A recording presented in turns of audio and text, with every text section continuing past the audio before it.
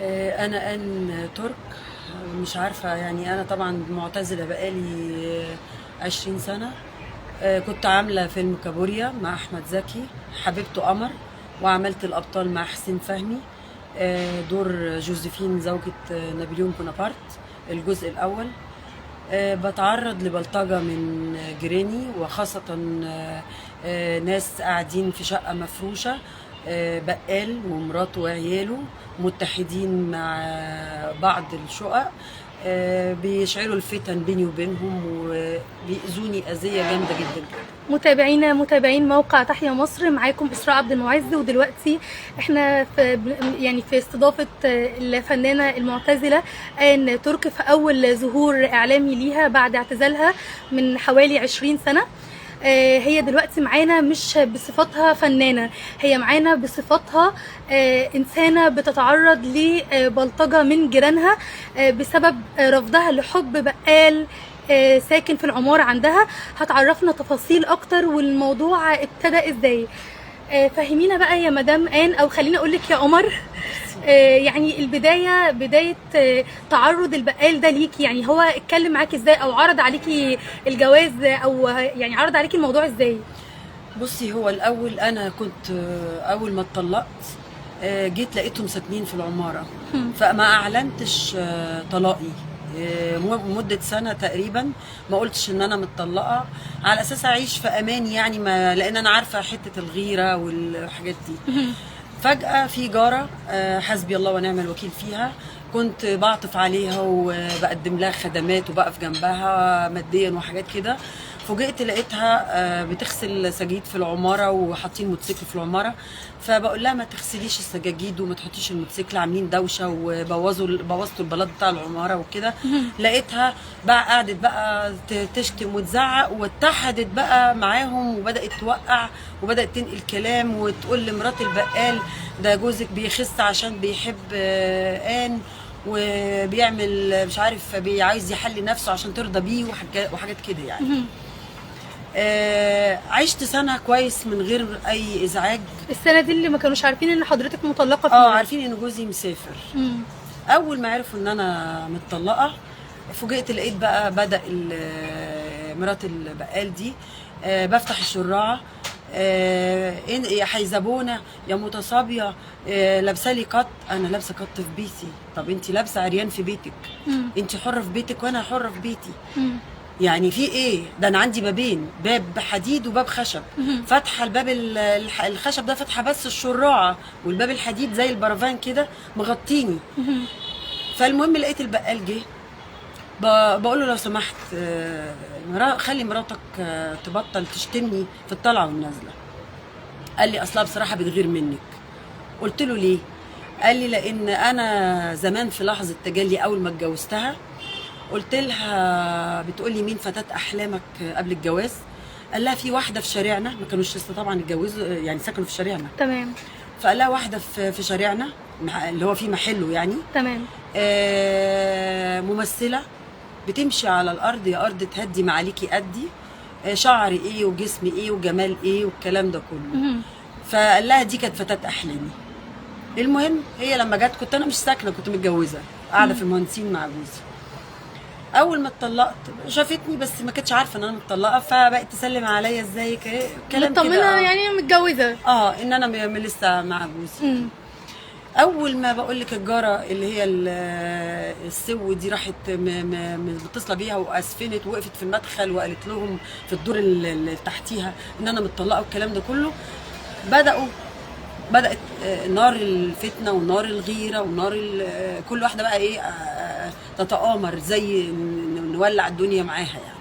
طب عفوا، يعني عايزه اسالك برضو، البقال لما عرض يعني اللي هو معجب بيكي او بيحبك او عايز يتجوزك، كان في الوقت ده بعد ما عرف ان حضرتك متطلقه، ولا كان عارف ان انت متجوزه وعرض عليكي الكلام ده برضو؟ لا، في بس حته مهمه تانية. البيه بص من ما بين البابين عليا، مراته قفشته، فهو اللي حكي لي. لا احكي لي بقى التفاصيل دي اكتر. ما هي بيقول لي سبب الغيره ايه، اللي مراته بتقول لي حيزبونه يا متصابيه. ليه بقى؟ لابسه لي كات. بيقول لي لان انا قلت لها حته ان انت كنت فتاه احلامي، وقلت لها ان شافتني ان انا ببص على عليكي من الشراعه، بيقول لي افتكرتك انك مغمى عليكي عشان بقالك 3 ايام ما ظهرتيش. انا عامله عمليه في العمود الفقري، مركبه شرايح ومسامير بسبب برضو توقيع الجيران، وواحده صلت عليا شغلتين وضربوني في ظهري وحقي ضاع، ما لقيتش حد يقف جنبي. يعني مراته ظبطته وهو بيبص عليكي من الشراع؟ بيبص عليا، راحت ماسكاه بتعمل ايه؟ قال لها اصل انا افتكرتها مغمى عليها بقى لها 3 ايام ما ظهرتش فبطمن. هو متابعك؟ في الراحه وفي الجايه. المهم لقيت ايه؟ لقيتها لقيته بيقول لي الكلام ده. قلت له طب ليه تبص عليا؟ في تليفون تتكلم، في بناتك ممكن يسالوا، في قول لمراتك ست قصاد ست، قول لها اسالي عليها اطمني عليها، لكن انت تبص ليه؟ ده انت لو شفتني المفروض عريان تغض البصر. فدي اول اكشن منها، ان هو خلاها تغير تولع. تاني اكشن ان جارتنا اللي فوق اتصلت بيها وقالت لها بيخس اصل عشان تعجبه، يعجب مدام ان، عشان هي ترضى بيه وبعد كده هيتجوزها ويطلقك. جوز مين؟ طب الكلام ده بتقوله هي الجاره الثانيه بناء على ايه؟ بناء على ان انا قلت لها ما تغسليش في المدخل، فقالت لي احنا 4 سنين ونص وطول ما انا متجوزه يعني كانوا بيغسلوا السجاجيد في المدخل. فبتقولي انت هتيجي تتحكمي فينا؟ قلت لها يا بنتي عمر ما حد بيغسل في المدخل. ليه؟ ما انت كنت بتغسلي في شقتك، ليه بتغسلي في المدخل؟ البلاط باظ. تحطوا موتوسيكل في المدخل ليه؟ انا 9 الصبح كل يوم يدوروا الموتوسيكل بتفزع من النوم. ليه؟ انا عايزاكي تحكي لي عن الموقف اللي عرض عليكي فيه الجواز وهو راجل متجوز، جابها لك ازاي يعني؟ بقى بعد كده بدأ يشعل النار بيني وبين الجيران. ففوجئت لقيته بيعمل مؤامرات ويخش عند ناس ويقعد معاهم جيران بقى، وتعالوا نعمل فيها النهارده كذا، تعالوا نعمل ده بعد فيها ما كذا. رفضتيه؟ مش رفضته، انا جيت بقى قلت له يعني عيب ان انت اللي تبص عليا، وعيب ان انت تتجسس. يعني ما تبقى في حاجه انت بناتك اللي يبصوا، بناتك اللي يتكلموا، بناتك اللي يسالوا، مراتك اللي تسال.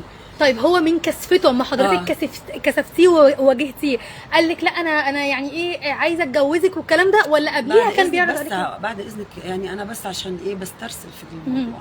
لما قعد مع الجيران، قعد بقى مع الجيران عشان يبتدي يشعللهم عليا علشان يبقى هو الصدر الحنون. اوكي. وهو دايما بيفهمني ان الجيران هيجي عليا ليه، مش عارف ليه بيتخانقوا معايا، ليه بيضايقوني، مش هو مش عارف. ده انا واقف جنبك، انا ظهرك، انا سندك، وصيه مامتك ما تقلقيش، انا هبعد عنك الدنيا كلها.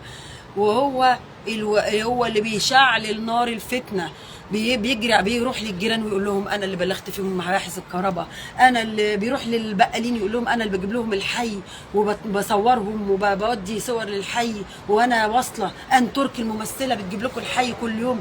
طب اجيب الحي استفيد بايه؟ للاسف الناس ما بتفكرش، اللي هم اللي بيكلمهم دول لو عندهم عقل لما يجي لهم الحي انا استفدت ايه؟ بتوع الناس الثانيه اللي يقول لك مباحث الكهرباء جات لهم، طب ما جات لي انا 5 مرات. طيب. انا ما جيتش اذيتهم ليه؟ يعني افهم من كلامك يا مدام ان هو شغال على طرفين، طرف بيزود لك مشاكلك والطرف الثاني عايز يوصل لك انها تتحل لما تكوني معاه. انا فهمت كده. فهو كان عامل بقى بقول لك الصدر الحنون، اللي هو انا ظهرك وحمايتك بدل اخوكي. انا طبعا ما كنتش اعرف ان هو عنده نوايا اخرى. اوكي. خلاص. واذا كنت يعني بقى بعرف لكن بستهبل ان ايه يعني انا مش متاكده، يعني مش متاكده ان هو معقوله يعني هيفكر التفكير ده عيل بالنسبه لي. عنده كام سنه؟ تقريبا في ال40. فلحد لما جه بقى عرض بيقول لي انا مراتي وقفت بحارب بالناس كلها عشانك فسابت البيت ومشيت. قلت له ليه؟ قال لي علشان انا بقى في جنبك فهي غيرانه فسابت البيت. بقول لك ما تيجي نتجوز. قلت له انت اتجننت؟ قلت له يا ابني انت اصغر مني. قال لي وايه يعني ما هي قدك قريبه منك في السن. قلت له يا ابني انا معايا 3 بكالوريوس وتمهيدي ماجستير دراسات اسلاميه. ما شاء الله. قال لي فيها ايه؟ وبيجي لي، قلت له بيجي لي امراء وسفراء وجالي سفير وجالي مستشارين وجالي دكاتره ومهندسين وصحفيين. قال لي يعني انا عندي 3 بقاله فيها ايه يعني؟ يا ابني انت ما تنفعنيش، في حاجه اسمها التكافؤ. وانت بعتبرك اخ، بعتبرك اي حد، عيب يعني ما ينفعش ارتبط بيك. انت اتصدمتي اللي طلع كل اللي هو يعني بيظهر لك اللي هو معاكي وسندك عشان الغرض ده يعني. فوجئت بقى يعمل زي بقى كده.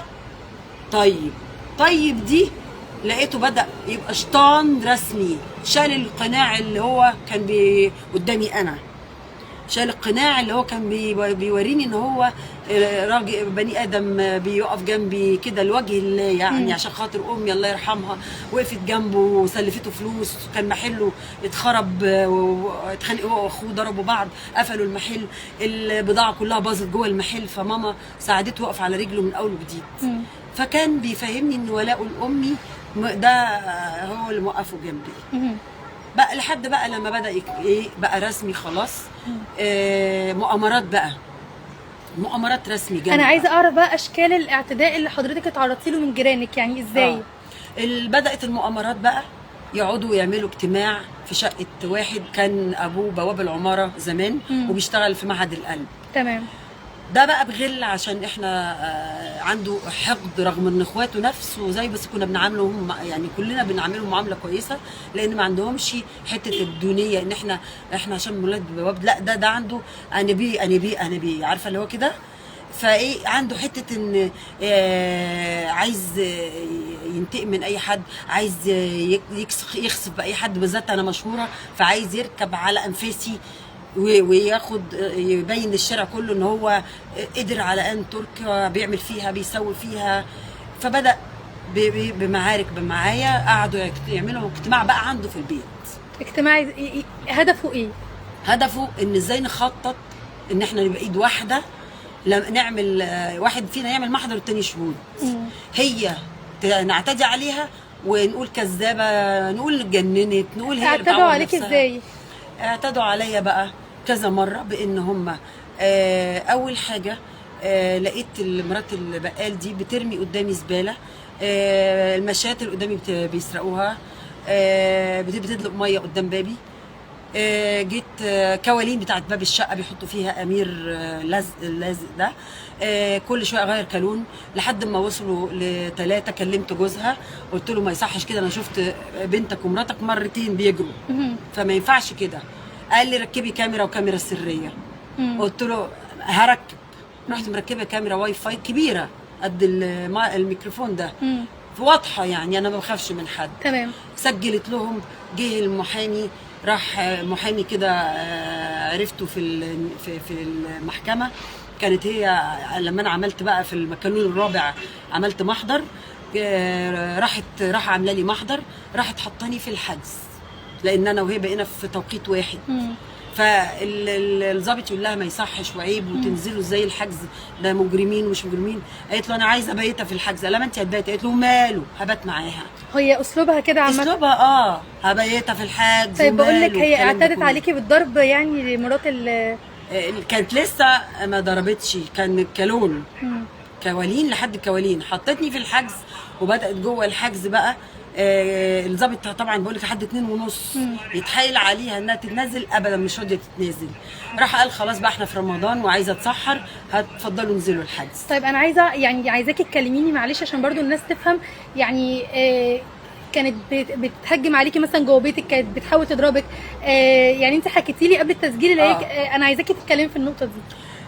بعد كده الحاجات بقى اللي هي الجامده اللي بدات تعملها، حطيت الكاميرا بدات تشعل النار وتشتم والكاميرا، وانا ما بخافش. انا ما بخافش، انا هكسر لك الكاميرا واطلع كذا وكلام بقى والفاظ جامده جدا. المهم رحت لقيتها كل يوم يعني مصره انها تكسر الكاميرا وتقفل النور، والكاميرا طبعا بتصور في الضلمه، وبداوا يعتدوا عليا ويطفوا النور ويضربوني ويضربوا ميه. بتضربك ازاي؟ بيضربوا ميه، بناتها يضربوا ميه بالكلور في عينيا. عمل لي بالكلور في عينيكي؟ في حساسيه اهي. طب ممكن نقرب كده وعالجتها اهي. دي كانت حمرا دم، الكلام ده من بقى في رمضان وبعد رمضان. قلتي لي برضو ان بدات بنتها تضرب الباب برجليها، راحت فاتحه لي حاجبي، وحتى قلت لها عيب كده زي ما احنا شايفين. بس يا جماعه الكاميرا مش مبينه، عامله تجميل عامله تجميل. كام غرزه؟ عامله دي غرزتين، وكان عايز دي يعمل الثالثه، فخاف يعمل الثالثه تبقى اللحم مشدود قوي يعني. عملت تجميل في مستشفى الشبراويشي وهو جه معايا. ده بنت البقال اللي معجب بيه كده. لما بنته ضربتني اتصلت بالمحامي وقعدت اعيط وقلت وبعت له فيديو، قلت له الحق وشي غرقان دم وساحف دمي. راح المحامي قال لي حاولي تنزلي، قلت لهم واقفين على بابي مانعيني من النزول، كل مره يضربوني بيمنعوني من النزول، يقفوا على بابي، او اذا جبت النجده بيقولوا لي هنعمل لك محضر واثنين وثلاثه، وهنبقى وهم الشهود برضو اللي هم الشقق الثاني 13 فرد بيبقوا معاهم. حضرتك برضو قلت لي ان في اثار ضرب في جسمك. لا هقول لك عشان بس انا بتنسيني انا هقول ايه. لان ده انا بسترسل الموضوع. رحت انا لما ضربوني انا جه المحامي، فالمحامي جه قال في ايه قلت له حصل كذا كذا. جه معاه مرات الست دي، قلت له انا عايزه اعمل محضر. راح قال لي انت مصره تعملي محضر؟ قلت له مصره اعمل محضر. قال لي هتباتي في الحجز، يعني بيهددني ان انت هتعملي محضر واحنا هنعمل في نفس التوقيت هنبيتك في الحجز. المهم راح قلت له هعمل محضر. قال لي طب وكل ده متسجل عندي في الكاميرا الداخليه. راح قايل لي هتعملي محضر هنعمل 2 3 قصاده، يعني زوري يعني. ما هو هتعملي محضر 2 3 ازاي؟ المهم رحت وانا بقى قلت له بلبس، دخلت يعني لبست وكده. راح قاعد يقول طب ماشي. فتح باب الشقه قال لمراته اجهزي، انزلوا عند الباب، الخطه بقى بتاعته انزلوا عند الباب. وقفوا عند باب العماره، قفلوا باب العماره، ال3 شقق قفلوا باب العماره. وانا نازله بقى وبقفل باب الشقه، نزلت لحد تحت عندها بقول لها اوعي عشان عايزه اخرج. ومعايا ال2 ايفون من ست وماسكاهم في ايدي، كنت بكلم مرات المحامي.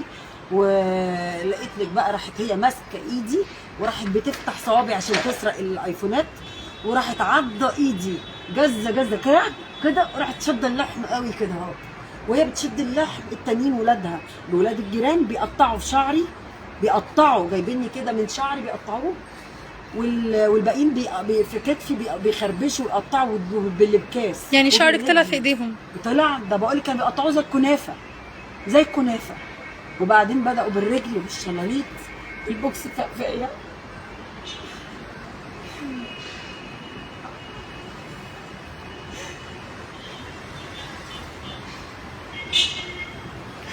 بالبوكس فقفيه وتقطيع في الشعر. وبعدين المحامي كان واقف بعيد ما حش ولا عمل حاجه. راح جوزها شددني من قدام عشان تخرج بالايفونات او تديهم لحد. راح المحامي نازل، راحوا مدين له قلم وشلوط. وبعدين المحامي بيقول لي انا مصور كل ده، مصور وهم بياخدوا الايفونات بيدوها للجاره اللي جنبك، ومصور وهم بيدوكي بالشلوط، ومصور الحاجات دي، ومصور وهي مراته بتعضني وبتاخد الايفونات مني. مش راضي يديني الحاجات دي، ما اعرفش ليه، رغم ان هم جابوا حكم عليا وعليه 1 سنة و3 شهور. عملوا اول حاجه محضر للمحامي. جوزها قبل ما انسى، جوزها راح هم بقى ضربوا وبعدين فوق طلعني كملوا تاني. ال4 بنات راحوا مقطعين شعري تاني وجروني عند باب شقتي، اللي جاي عليا صريخ من الالم. انا جلد راسي كله قعدت اسبوعين بعالجه، وبرابيق بقى يعني كله الم شديد وكل مكلكعه. بحط زيت زيتون عشان يبرد راسي. وبعدين رحت شددني عنده في الشقه هو وانا والمحامي، خشوا تعالوا لحسن هيقتلوكوا. رحنا زايقني ده عنده في الشقه، دخلنا قفل علينا باب الشقه بالمفتاح. انا صايمه، كان 9 من ذي الحجه. راح مدخلني انا والمحامي وقفل علينا بالمفتاح. لقيته جاله التليفون، فبعديها بنص ساعه كده يعني واحنا قاعدين بيقول له فرمط امسح كله. قلت له دي ايفوناتي انت بتمسح ايه؟ فيها اوراق مهمه، اوراق الارض واوراق وشغلي وصور وفيديوهات مهمه. امسح فيديوهاتك انت اللي انا مصوراها اللي فيها دليل على انهم بيضربوني وبيشتموني، وفوق ال100 فيديو وانا هم بيضربوني وبيقطعوا لي شعري. هم بيجيبوا لي واحده بلطجيه بيوقفوها في الضلمه ويطفوا نور العماره عليا. يعني بيصطادوكي كده وانت داخله الشارع وانا ماشيه بالكوع في ظهري في العمليه بالرجل.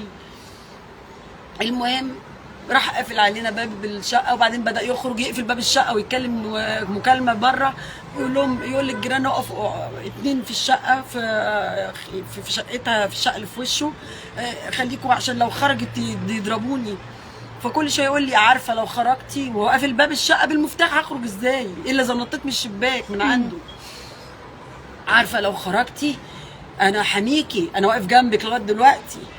انت عارفه ان هم بره مستنيينك كعدد مهول، كل واحد فينا جايب ناس، انا عندي بنات اخواتي 6 وهي جايبه اهلها من البراجيل، والجيران اللي قدامي جايبين ناس اخوهم في السعوديه اداهم فلوس وقال لهم هاتوا بلطجيه، واللي فوق صعايده وجاب صحاب ولاده من تربيه رياضيه كلهم حديد وبيلعبوا حديد وهيضربوكي. كل دول عليكي؟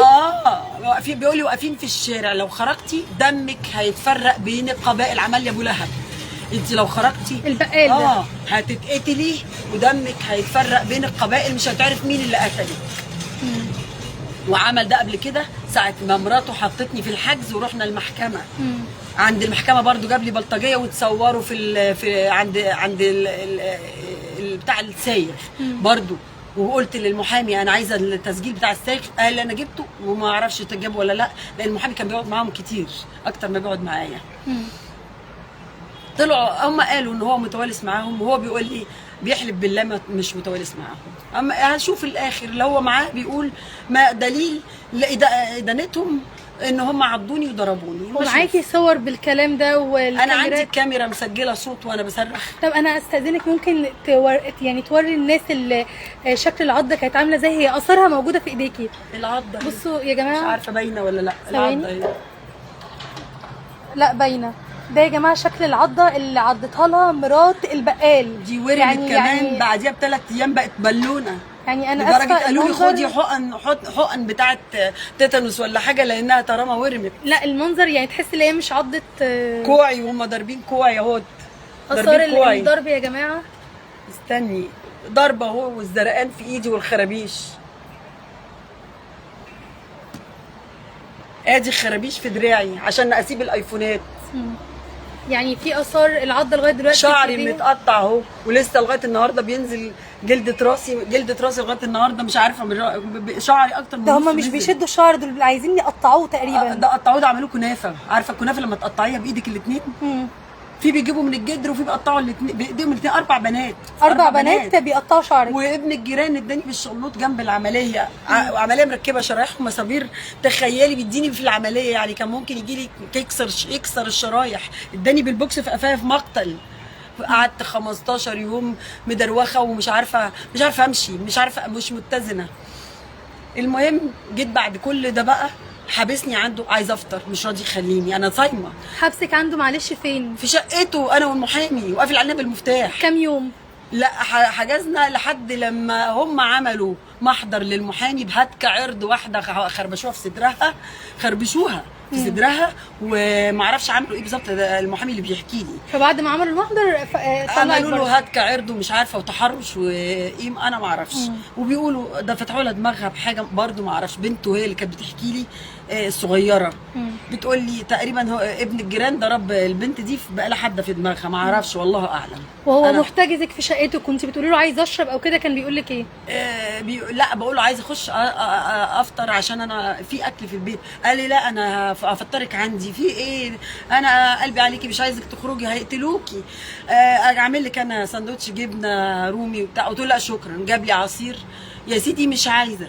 بدا يقول لي هو انت ايه مش عايز تاخدي عندنا حاجه ولا حاجه؟ الاداه ندا. رحت واخده العصير وقلت له حسبي الله ونعم الوكيل. راح المحامي بتقول لي بيحاسبني ليه؟ المحامي قلت له ايه اللي بيحاسبني ليه؟ قال له سيبها تحاسبني. خلاص.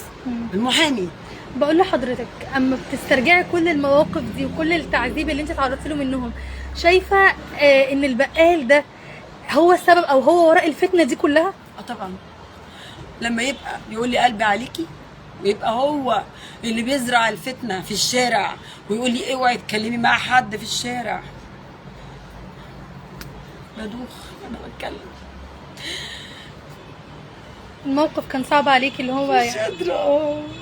ضربت جامد قوي 13 واحد رابع 14 صاحبهم بيصور بس بيصور بقى، مش بيصور مرات البقال وهي بتسرقني، بيصور الجاره اللي في وشي وهي بتاخد الايفونات من مراته وبتخبيهم عندها في شقتها، عشان عايزه هو بيكره الجاره اللي قدامنا دي وعامل حبيبها برضو، عايزه تبقى مدانه. عايزه تبقى مدانه. يعني اي حد في صفك لا دي مش بصفي، دي معاه. ده في هي برضو السبب في كسر ظهري قبل كده، لان في حاجات انا اعرفها بلاوي مش عايزه اتكلم فيها، لان انا ما باخدش في اعراض حد. تخص الجيران دول. تخص الجيران. فالمهم راح لما احتجزنا عنده في الشقه، لما جه بقى بتاع المباحث حد اداله تليفون، راح قال لي تعالي بقى خش شقتك. دخلت شقتي والباب مفتوح، لقيت بتاع المباحث راح جه. فاول ما جه بتاع المباحث قال لي في ايه اللي حصل، فالتاني بيبص لي طبعا على اساس ان هو وعدني جوه في الشقه ان الايفونات هيجيبها في خلال نص ساعه او بالليل. تمام. قال لي بس ايه هجيبها لك ما تقلقيش. خلاص قدام المحامي كل الكلام ده، وبس راسي حتى قدام المحامي بيقول لي انا صورته وبيبوس راسك.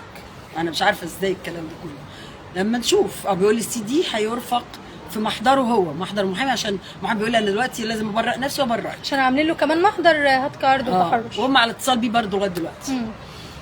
فالمهم لما دخلت شقتي وجه بتاع المباحث في ايه، فقلت له ضربوني وعوروني وادي الدم وغرقانه وزي ما انت شايف الارض كلها دم والحكايه وبتاع. راح قال لي، قلت له سرقوا الايفونات. قال لي مين سرقوا الايفونات؟ بصيت كده وقاعد. فالمحامي قال لي في خلاص. قلت له اللي راحوا يعملوا محضر اللي هي منهم مراته والمجموعه طبعا، لان المجموعه مشتركه في سرقه الايفونات. هم كتفوني عشان هي تخلع الايفونات من ايدي، وكانت بتخلع ضوافري، بتقطع لحمي. انا عمري ما شفت حد بالجبروت ده. وبعد ما قطعت لحمي تقول لي، وانا قلت له من زمان تسيبني عليها وتعمل كده، عارفه يعني تجز كده. انا قلت له من زمان سيبني عليها، لو تعمل فيها كذا واعمل فيها كذا، بالفاظ سوقيه. فالمهم الراجل بتاع المباحث قال طب احنا لازم نعمل محضر. قلت له انا عايزه اعمل. راح المحامي قال لا مش هنعمل محضر.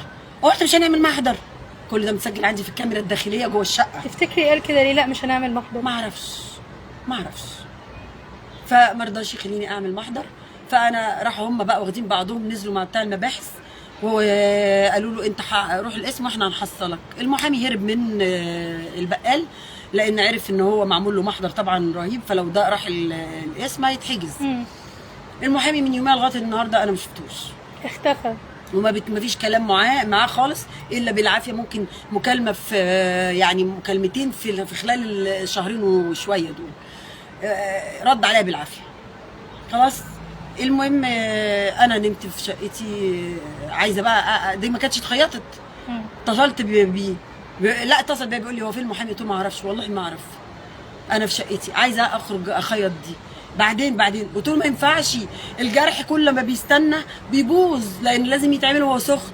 قال لي لا مش محتاج يخيط. قلت له انت هتقول لي هنزل. قال لي لو نزلتي هيذبحوكي تحت. قلت لك اهو مستنيينك هيذبحوكي.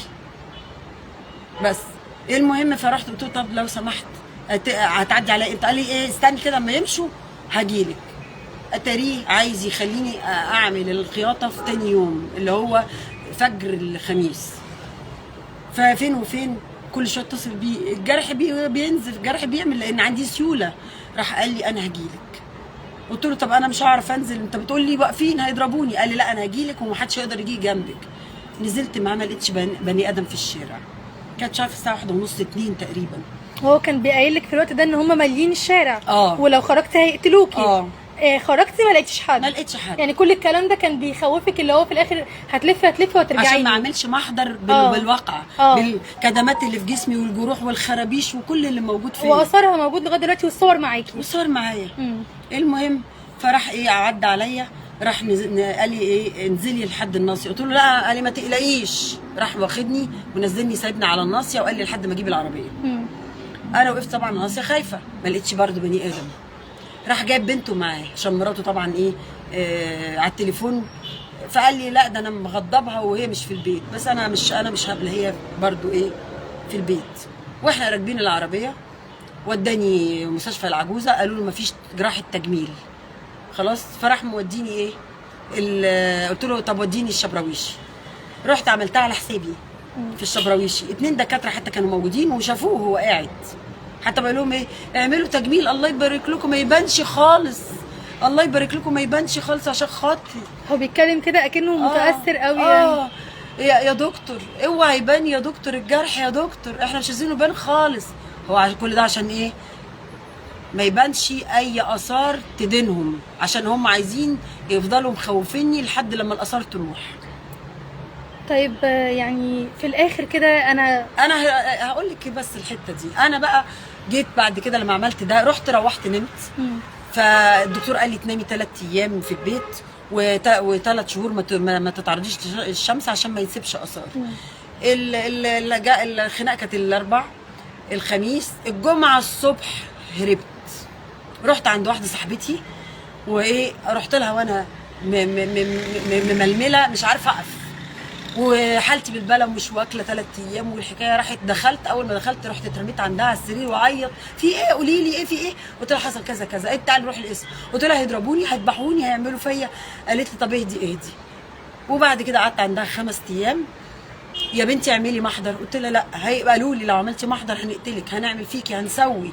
المهم راح جوز اختها قال انا راح اعرف واحد منهم اللي هو كان ابن البواب اللي بيشتغل في معهد القلب، قال انا اكلمه ترجعي بيتك ومحدش يتعرض لك. راح مكلمه قال له ماشي ترجع عشان اتعرض لها. رحت اول حاجه ما تعرضوش فعلا ليا بضمان الراجل ده، وجي يكلمهم وقعد معاهم هاتوا الايفونات. قالوا له احنا فرمطناهم، احنا كسرنا الشرايح، احنا نزلنا الصور على فيديو وطلعنا فيديو 6.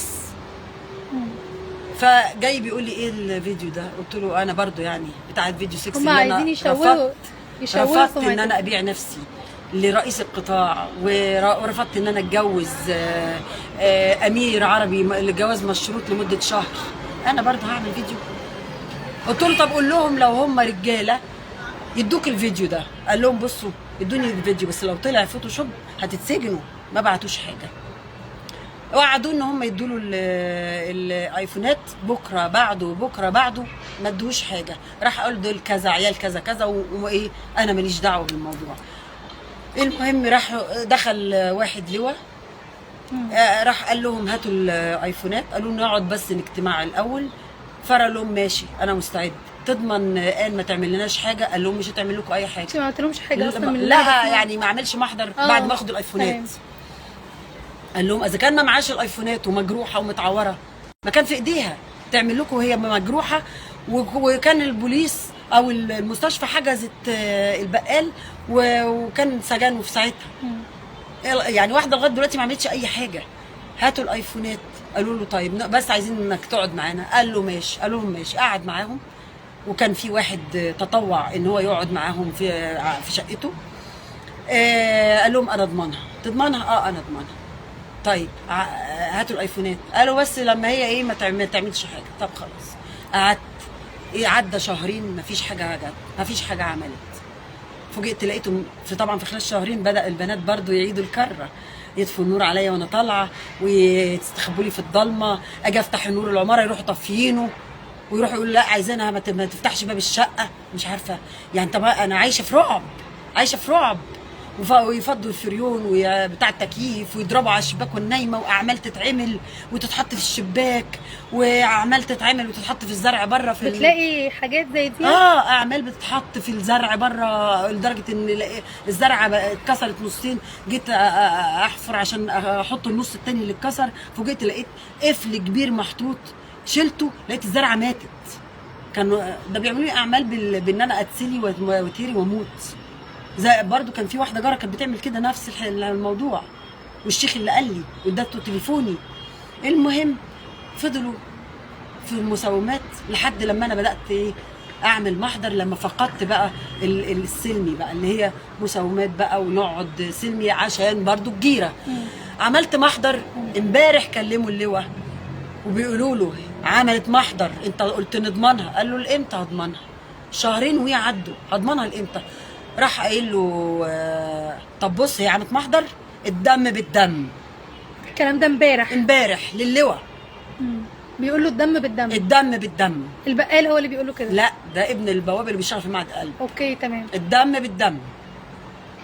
بس فانا اعمل ايه؟ يا جماعه انا بستنجد عايزه رئيس الجمهوريه. انا بنت شهيد، انا بنت شهيد، ليا حق على الدوله ان انا يقفوا جنبي يحموني. انا ماليش حد، ماليش حد، ليه اخ في امريكا وانا ما اقدرش اسيب بلدي وعشان شويه جيران ولا هاجر امريكا. انا عايزه اقعد في بيتي امينه. انا مش قاعده في بيتي دلوقتي، انا بقالي داخل على شهر مش في بيتي، او يمكن اكتر من شهر مش في بيتي. مش قادره تدخلي العماره ولا؟ بيهددوني، بيهددوني. انا عامله عمليه في ظهري، البنات الصغيره مسلطينهم بيزقوني، بيضربوني في العمليه، والكبار بيقفلوا عليا النور في العماره. انا اعمل ايه؟ يا جماعه احنا كانت معانا الفنانه آن الترك. يعني كان نفسنا ان احنا نعمل معاها يعني لقاء مثلا عن، يعني تكلمنا يعني عن حياتها لو هترجع الفن تاني. كان نفسنا نتكلم معاها اكتر في نقاط تانية، بس للاسف هي دلوقتي معانا علشان بتستغيث. دي صورتي وانا عامله عمليه. بتستغيث النهارده شوفي شوق وشي 12 كيلو منزلاهم من الهاريه، ما بنامش، بيهددوني ما بنامش، عايزه حد يقف جنبي. كانت معانا الفنانة آن الترك، لو فاكرينها قمر في فيلم كابوريا.